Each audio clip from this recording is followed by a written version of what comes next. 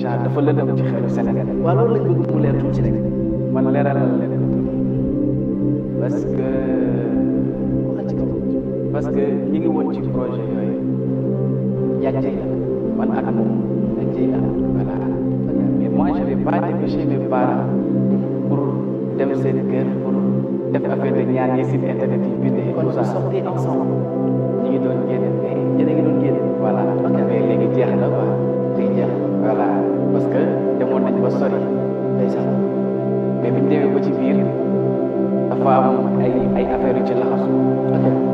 gravité yi am na ay affaire yu ci laxasu quoi comprendre nga demoon nañ ba sori am affaire yu ci laxasu mais après dama xam ne dogalu yàlla la ok. xam ni li ma doon ut la ànduwul bu nekk loo xam ne dogalu yàlla la waaw bu mu si woon sax percé quoi mais dama ci bëggoon wax tuuti rek genre pour sénégalais mën a comprendre en fait affaire yi commencé ak sa soppi yi lay si dara. voilà